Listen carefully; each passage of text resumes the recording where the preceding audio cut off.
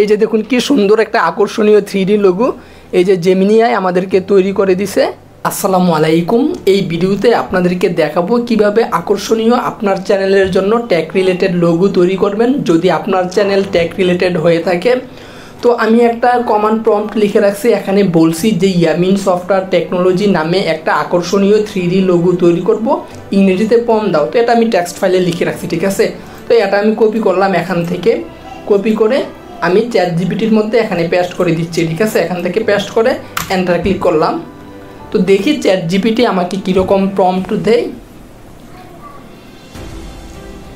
তো এখানে লিখতেছে। তো আপনি যদি আমার এই চ্যানেলে নতুন হয়ে থাকেন অবশ্যই চ্যানেলটিকে সাবস্ক্রাইব করে রাখবেন এরকম আরও ভিডিও পাওয়ার জন্য। তো দেখুন চ্যাট জিপিটি কিন্তু আমাকে এখানে প্রম্পট দিয়ে দিছে। তো আমি এখান থেকে এতটুকু পর্যন্ত প্রম্পটটাকে কপি করব, কপি করে চলে যাব জেমিনি এআই, ঠিক আছে। আমরা গুগলে সার্চ করব জেমিনি এআই লিখে, তারপর এখান থেকে gemini.google.com আমরা এই লিঙ্কে ক্লিক করব। তারপর আমরা এরকম একটি ইন্টারফেস দেখতে পাবো। তো এখানে আপনি আপনার একটা জিমেল অ্যাকাউন্ট দিয়ে সাইন ইন করে নেবেন। তো চ্যাট জিপিটি আমাকে যে প্রম্পটটা দিছে ওই প্রম্পটটা আমি এখান থেকে কপি করলাম, কপি করে এই যে এখানে পেস্ট করে দিচ্ছি, এই যে এখানে পেস্ট করে এন্টার ক্লিক করলাম। তো দেখুন জেমিনি আই কিন্তু এখানে জেনারেট করতেছে ইমেজটা।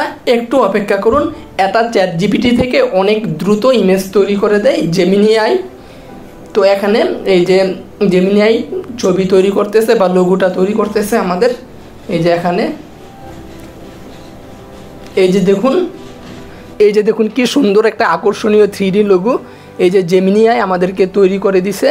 এই যে এটা, আর এটা ডাউনলোড করার জন্য আপনি এখান থেকে ডাউনলোডে ক্লিক করলে এটা এই যে ডাউনলোড হয়ে যাবে। একটু অপেক্ষা করুন।